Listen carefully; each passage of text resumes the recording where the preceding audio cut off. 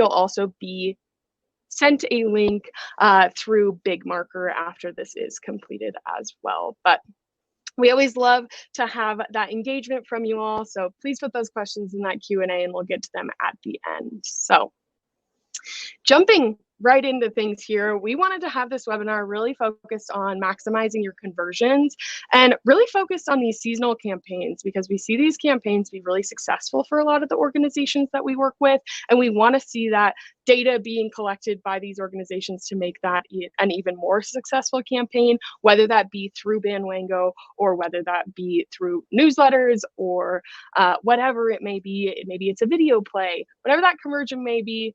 We're going to talk about a lot about Bandwango because that's why you're here. That's why you heard from us about this. But this can be really done through all different sorts of data collection points. So jumping right into what are website conversions, and I am actually going to turn my video off to save that bandwidth a little bit so you can hear me.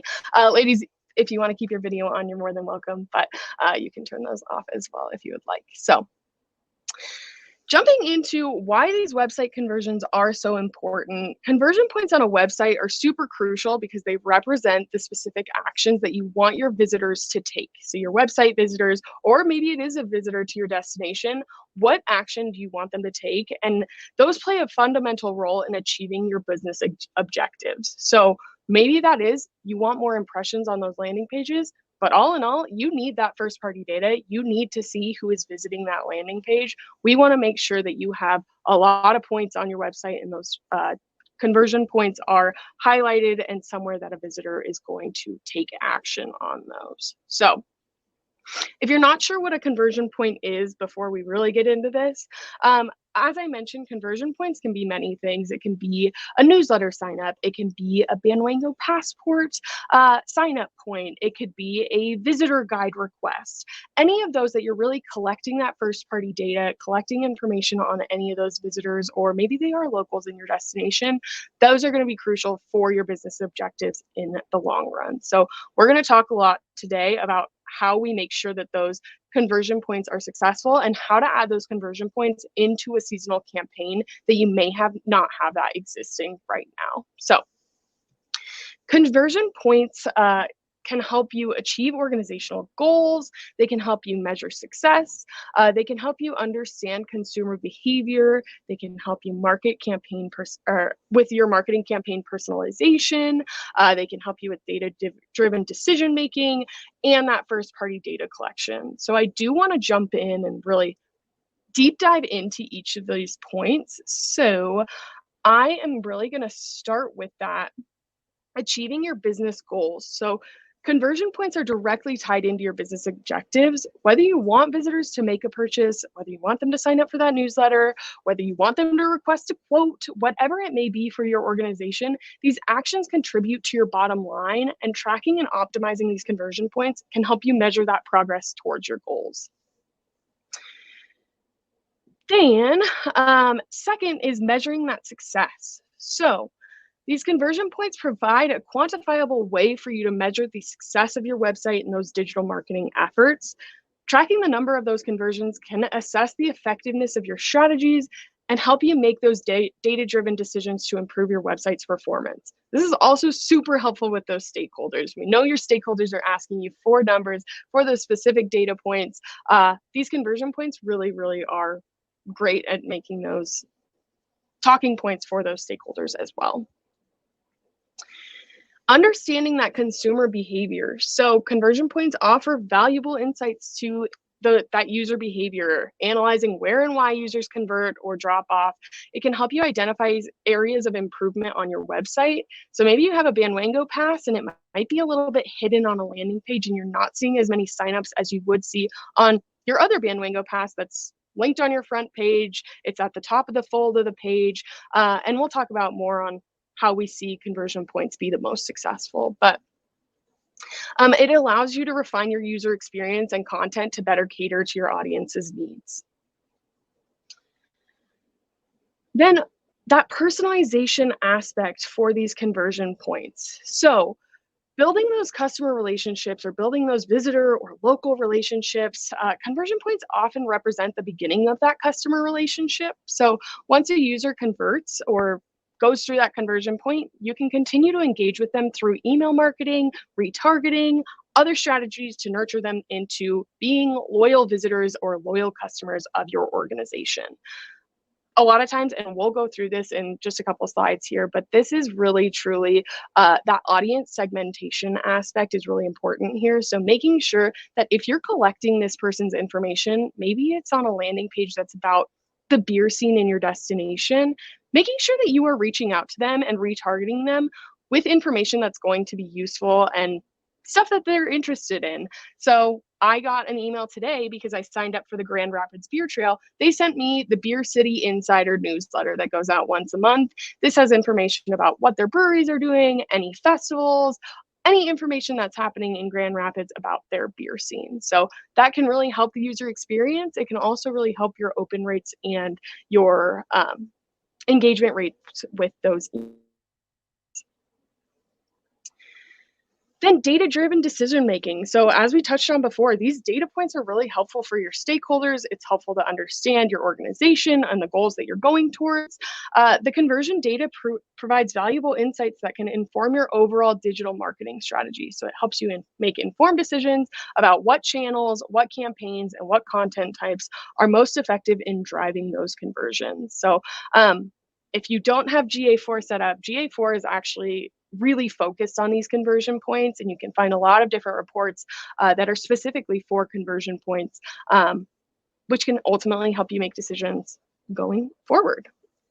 And then lastly, as I mentioned, this first party data collection, this is important with all of the changes going on with Google and cookies. We never know what's happening with the cookie. Is the cookie going away? Making sure that you have that first party data is really, really important.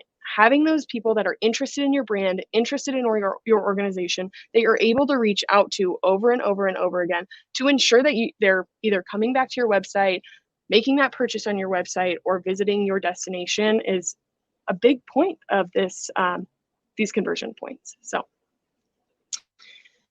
moving along here, I am going to pass things over to Emma. Emma and I are going to go back and forth here a little bit. And of course, those current clients, you know Emma, she is a master at making sure that passes are successful at Bandwango and helping our clients with making sure that they're all set up for success here. But Emma, if you want to hop in and chat about our consumer funnel here at Bandwango, that would be amazing.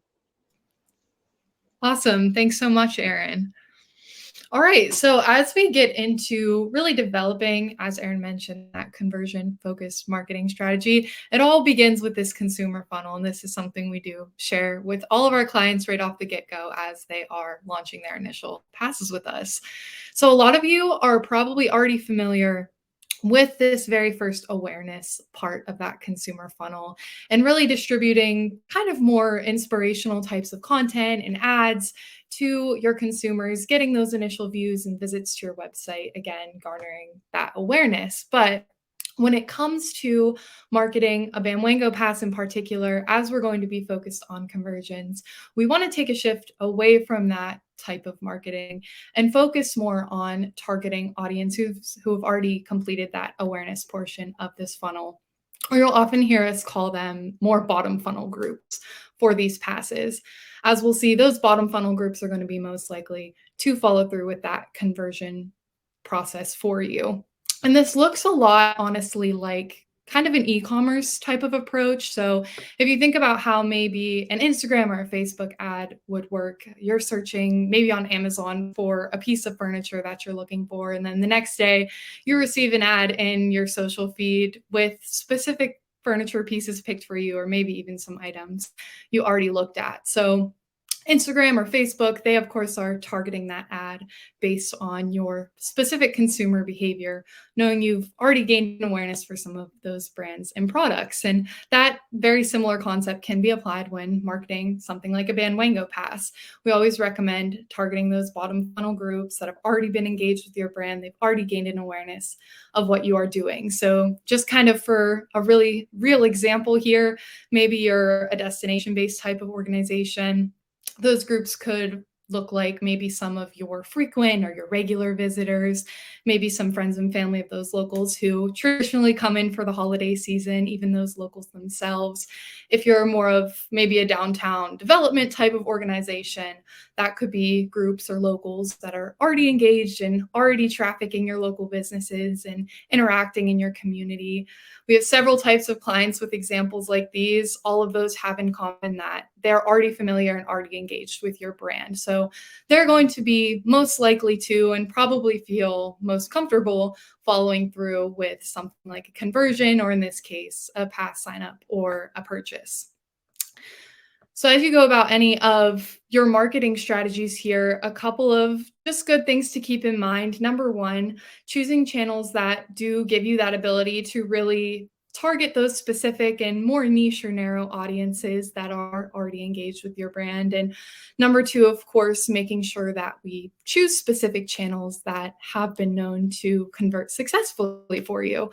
And here at Bandwango, we definitely strive to equip all of our clients with those resources and recommendations of how to market their Bandwango pass and what channels we've seen convert successfully for others. So in a sense, we've already done a lot of that testing for you. We're watching how these passes perform day in and day out, and are always happy to help you guys so you don't feel as if you're shooting in the dark there, and choosing different channels and developing those marketing strategies from scratch. And then finally here, did also just want to touch on that power of retargeting again, kind of in a more specific way, as Erin already mentioned. But a lot of our clients value, and you'll hear us say this time and time again, they love that first party data collection that they receive from their passes. So when anyone signs up for a Bandwango pass, if you don't already know, they have the opportunity to opt in to further communication from the client systems. And we do typically keep those opt-ins or that language for the opt-in pretty broad, just so that our clients can use that data for a multitude of reasons, whether that be adding those contacts to your email list, to specific newsletters, as Erin was mentioning, even using them for any other ad retargeting, things like that. But again, serves as such a powerful tool, as then you're allowed to see specific data from clients interacting with very specific activities and events and things like that, and target that elsewhere. And I will also mention, we do typically see that about between 50 and 80% of people who sign up for a passport will opt into that further communication. So that is a relatively high opt-in rate as well. And then, as Erin was mentioning, this opt-in data definitely just provides a very segmented look at your audiences. So you're seeing people who, per se, if they're signing up for a beer trail, they're clearly interested in that craft beverage scene or that brewery scene. So allows you to then tailor your future content, your future events, your future itineraries to those specific groups of people, knowing that they are going to be most likely to interact and to engage with that content.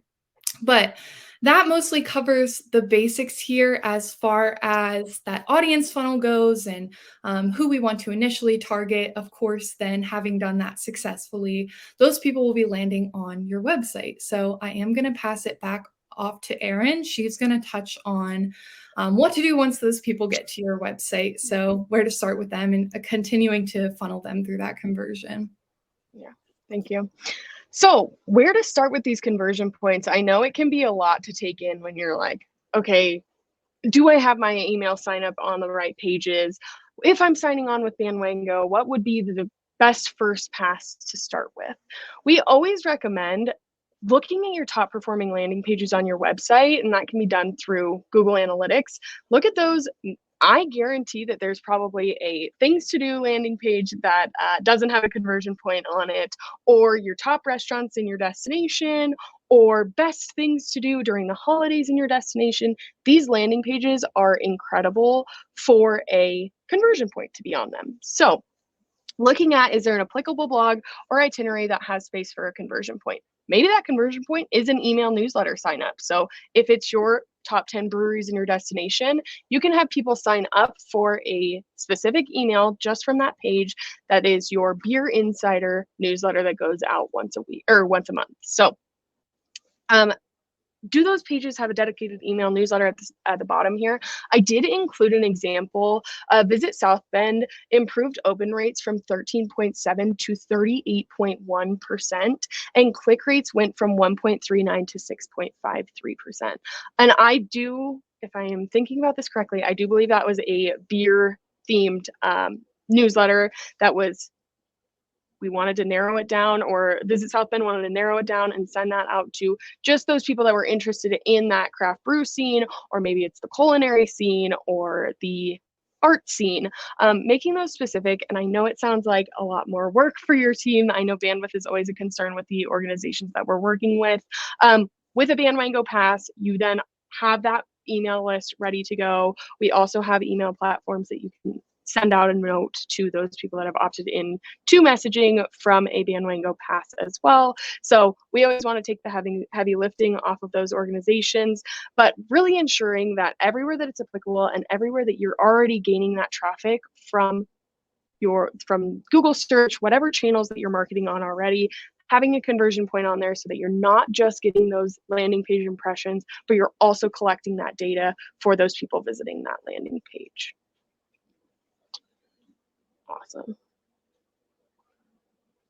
Emma, you want to chat about enhancing those conversions? Yes, ma'am. All right. So as Erin mentioned, we've already done the work of getting those people to your website. Now, of course, we want to make sure they're staying there, really optimizing those pages to encourage those conversions and get people to and through those signups. We have a couple recommendations as far as tactics our clients have used that have seen this done successfully.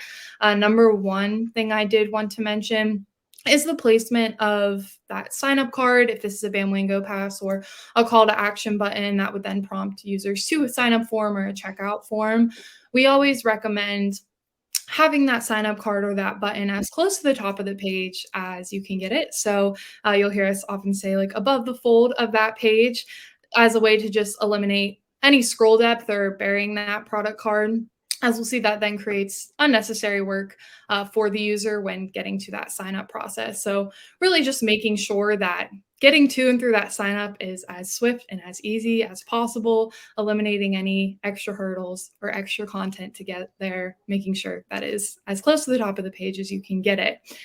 And then another thing I will mention, we've done some testing on specific call to actions as well, specific for some of our Bandwango passes, as far as what specific language typically performs best in regards to driving a conversion. So we always recommend using language such as sign up now or get yours now, as that will let the user know that that conversion is going to be entailed upon landing on that page. And those two options and more will perform better than something probably more vague like learn more.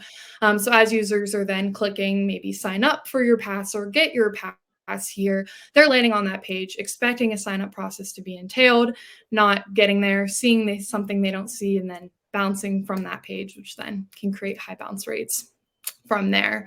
And then finally, really the rest of your landing page is really your opportunity to sell your Bandwango pass and communicate that experience and the value of that experience. So we always recommend, adding a short description of your pass, whether that be like above, directly below, beside your sign up card. And then with that can also add maybe a customized list or a customized map of any venues and offers and discounts included in that pass. And then even have seen our clients go above and beyond, maybe integrating some user social media content, adding those images from real people using this experience can really communicate kind of that fun energy and excitement surrounding the pass. Definitely are lots of ways to get creative here, and we're not short of examples for sure on clients who've done a great job really building out those landing pages, getting creative, using that content to drive home those conversions. And then finally here, did have a couple examples of some holiday passes we did want to share with you all today. These are a couple of clients who took a very popular trafficked events and festivities surrounding the holidays in their area and definitely amplified those campaigns as a reporting tool using Bandwango's digital mobile pass to capture a lot of that data for them. So this first example here, this is Fort Wayne's Holiday Lights Challenge. So they launched a pass throughout November and December of last year, which was an itinerary of different light displays throughout Fort Wayne and places to be visiting during the holiday season. So they took that classic, like, grab your hot chocolate and get in the car and go drive around and look at lights and turn it into an actual experience here that was generating data on those users. And then as people checked in and visited those different lights displays, they were able to win some prizes as well. But in last year, in just those 2 months of November and December, they generated 1,060 signups for that pass. And then they had a little bit over 1,500 unique check-ins. So that is each unique visit to a light display by a user. And then they had 565 external opt-ins to visit Fort Wayne's communication. So a great chunk of data on their users, on their people who are interested in those holiday festivities and in that type of content to work with moving forward. And then second one here, we have Discover Oshkosh's Holly Jolly Trail. So this was a pass, which was a collection of different free activities, as well as some discounts and local businesses to visit during the holiday shopping season. This ran from Thanksgiving to New Year's Eve of last year. So participants explored, checked in at those different businesses, activities, earned points for each check-in, and then were able to redeem those points for exclusive prizes included in the campaign. And they saw a bit over 1,200 signups in just those 2 months, 1,450 check-ins to local businesses and attractions. And then they had a good chunk of opt-ins, 945 opt-ins to their communications. And I believe both of these clients will be running a very similar replicated version of these passes again this year. So that opt-in data provides a really good chunk of data to push towards a second version of this pass, even to reach out to those people with any other passes they will be launching, knowing those people are engaged and interact with these digital passports, even can use that data, of course, to promote any of their other holiday events or festivities moving forward. So just proof of being a great tool for them. And then I believe, Erin, you want to introduce Maggie? Yes. Yeah. And moving into another super successful pass, and I'm so happy to have Maggie here. As I mentioned at the beginning, Maggie is with Visit Lubbock. She's the marketing and communications coordinator, and she just got back from Iceland. So I so appreciate Maggie being back. Her first day back at work was yesterday. So I know I really threw you into things here, Maggie, but I am going to switch the presentations here and let you get started. Thank you, and thanks for having me. I'm excited to be speaking on behalf of Visit Lubbock. We had a great experience working with Bandwango, so I'm excited to kind of share what we were up to. So in August of this year, we launched the Lubbock Chilton Trail. And in case you don't know what a Chilton is, I'll kind of go over it just real quick. So the Chilton is a cocktail. It's super simple. I put the recipe here just in case you wanted to try and make it at home, but it's just vodka, lemon juice, and club soda. So this is kind of a little bit of the history of it, and then I'll go into kind of the details of our pass and how we decided to market it. So rumor has it, a doctor walked up to a bartender at the Lubbock Country Club nearly 50 years ago and asked him to make this refreshing drink. And since then, it's taken the city by storm and is a new staple menu item that locals and visitors alike can enjoy. So yeah, we wanted to create a pass with Bandwango that would allow both visitors and locals the opportunity to try the cocktail at discounted rates and let them kind of explore the city through a different lens. So for our landing page specifically, we built it out in-house on WordPress, and it includes a couple of things. I'll go ahead and drop a link into the chat in case anyone wants to take a look at it or has any questions about how we built it. So I'll drop that now. So we start out with about the trail, and then we, like they said, it was important to us that we had the purchase link as close to the top of the page as possible. And so that's right underneath kind of the little about description. And then with our pass, we decided to reward our customers with prizes if they went to a certain amount of locations. So we have our prize images there, and then a little bit about the history of the Chilton. And beside that is a link to our social media post that shows us making a Chilton and kind of promotes the trail. So seasonality was great in our case because we decided to launch in August. It's super hot and dry here in Lubbock, and the Chilton is a super refreshing drink. So we were really able to kind of use that spin to market our drink. And so I'll talk a little bit about what we decided to do. So these are some photos from our launch party, something that Bandwango really encouraged us to do from past CVBs was to do a launch party. And so we decided to partner with a local brewery called Two Docks. They serve a Chilton Go Say brew. And so they are a part of the trail. We have a monthly event here in Lubbock called First Friday Art Trail.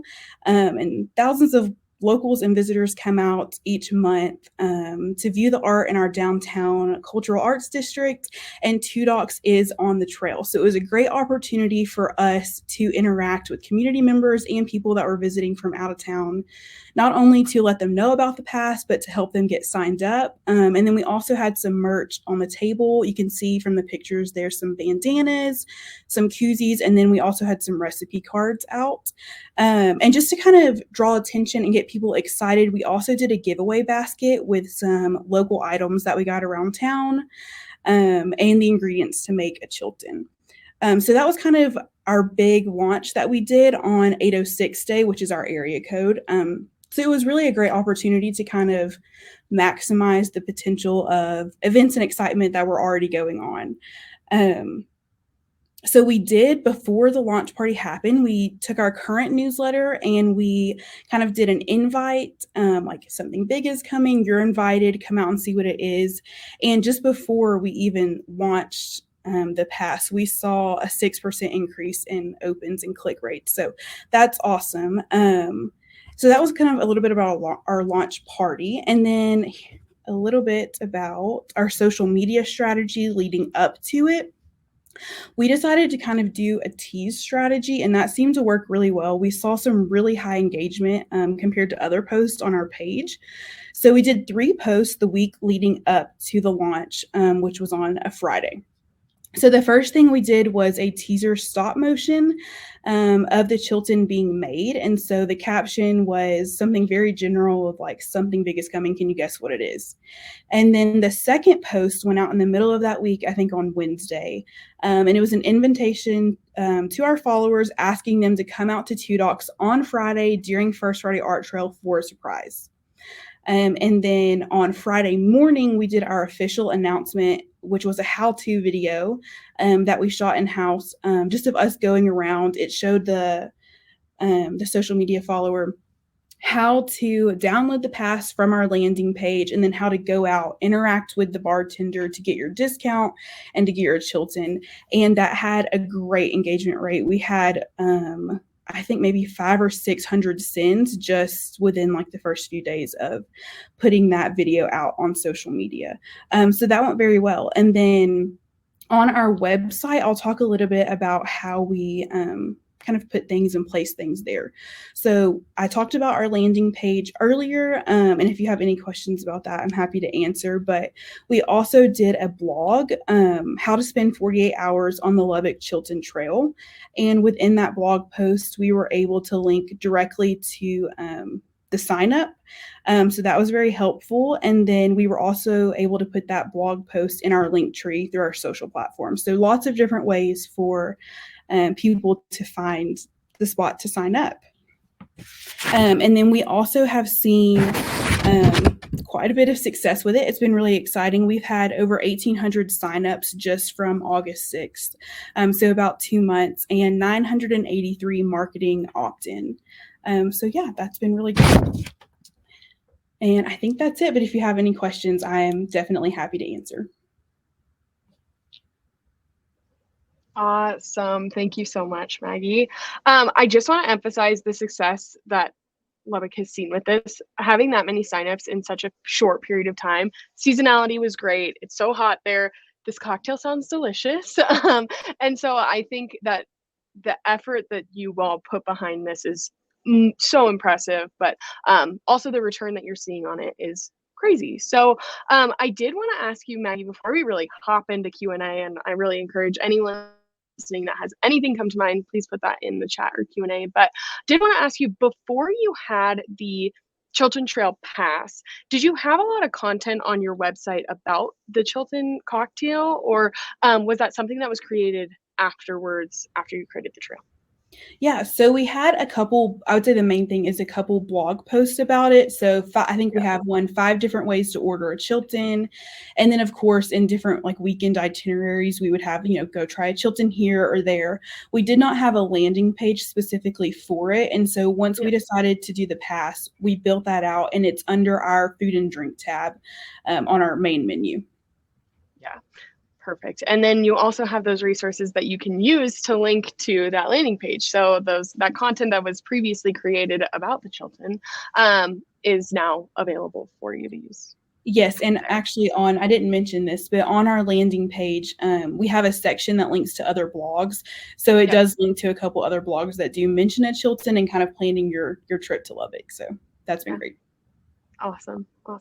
I did want to see if we could get the audience to answer some questions about conversion points that they're currently running on their website. So even if you are not a Bandwango client, I want to see, do you all see the most success with e-newsletter signups on your website, or do you see the most success with, would you say, like visitor guide signups? I want to see what people are saying and how they retarget to those audiences. But I am going to switch it back to ours, and then Emma, I'm actually going to have you come back because I'm going to ask you a few fun questions, because you're the one that is usually working with our clients on making sure that these conversions are happening. Maggie, I am happy to have you hop in here too, because I'm sure that some of these will be applicable, but you don't have to stay on camera if you don't want to. But I did want to ask, Emma, I guess this is for both of you, but what are some common challenges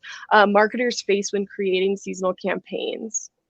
Yeah, I was just going to touch on this with Maggie's presentation as well. You guys did a great job of really teasing that campaign prior to it being live. So with these specific seasonal campaigns, obviously you're typically running for a shorter duration, so you have a shorter amount of time to really get those signups.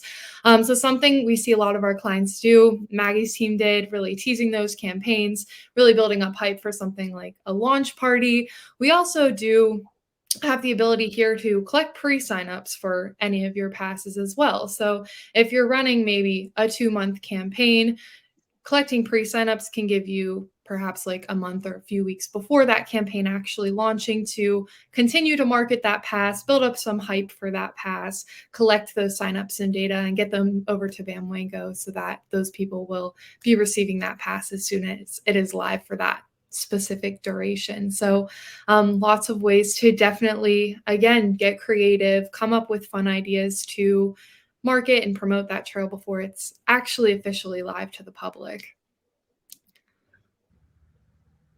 Yeah, and then I'll just kind of add a little bit on to that. So we actually decided to keep the trail open for a year. And so now that we're kind of moving into the fall, we're definitely kind of brainstorming on ways to keep the Chilton. It is like a year-round drink. People obviously do drink it year-round, but kind of to promote it in a new, fun way.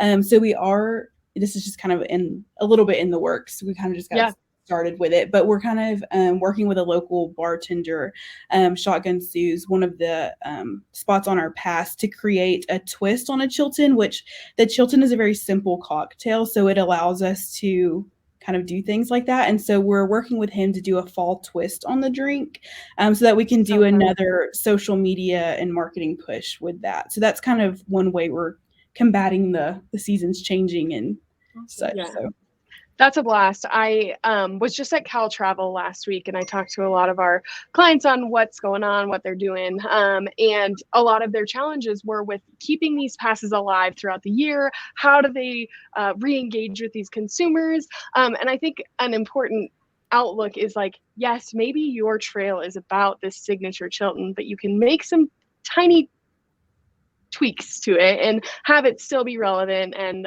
we have a culinary pass that happens in Indiana, and they always have really fun different seasonal campaigns. So they have a Porktober in October, and they have specific prizes just for that month.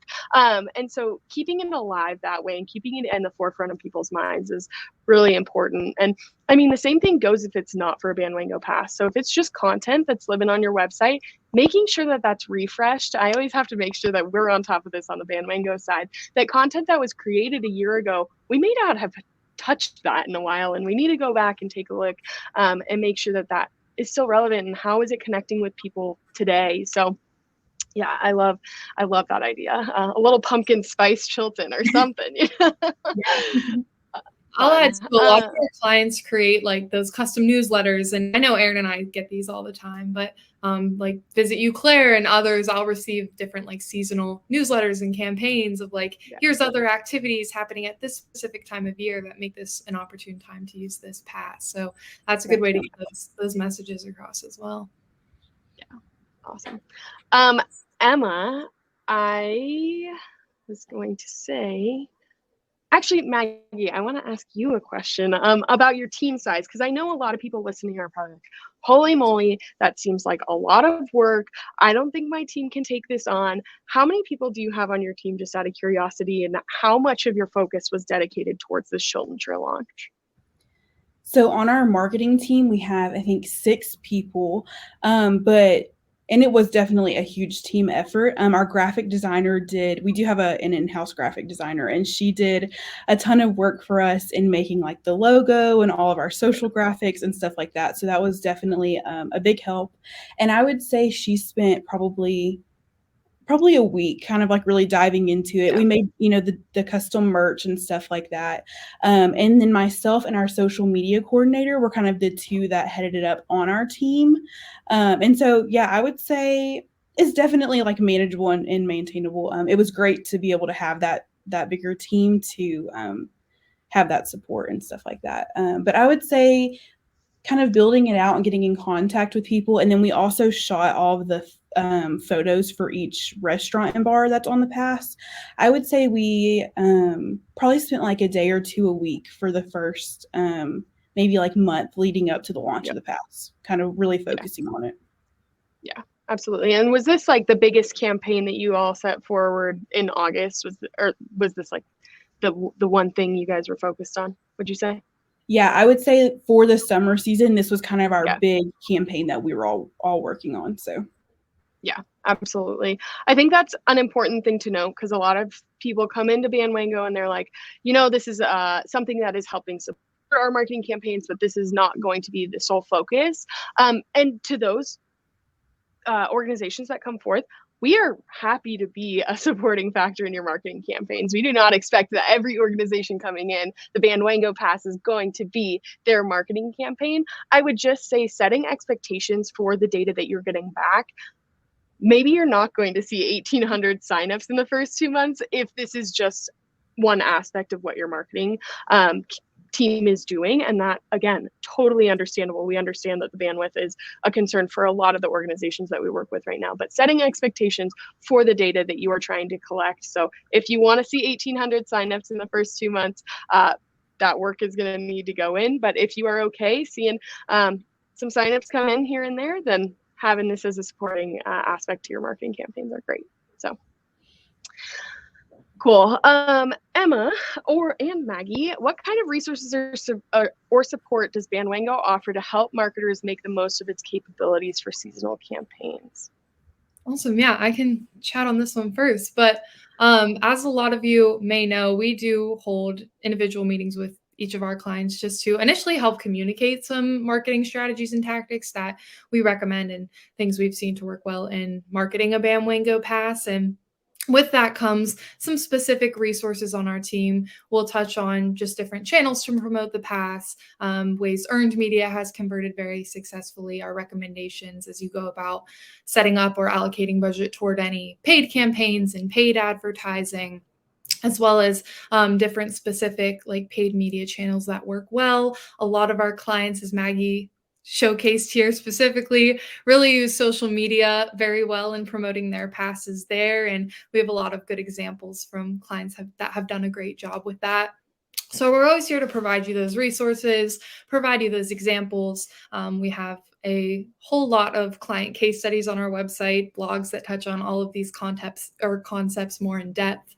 And then as well with that, as far as reporting on your pass goes, our team is always here to kind of walk you through Bandwango's back end of reporting, help you pull some of those things, really keep an eye on where we may be seeing success, where maybe we want to improve, and then kind of help advise you from there. We also are able to set up analytics tracking for your passes. So seeing what specific users and what traffic is visiting your website and where from, which of those ad placements or earned placements or other marketing channels are actually converting well, and where we may want to improve for a future campaign or that campaign. We're always happy to look at some of that traffic with you, help advise you, tweak things as we need to. And then just with that, just a couple of different functional things that we do offer.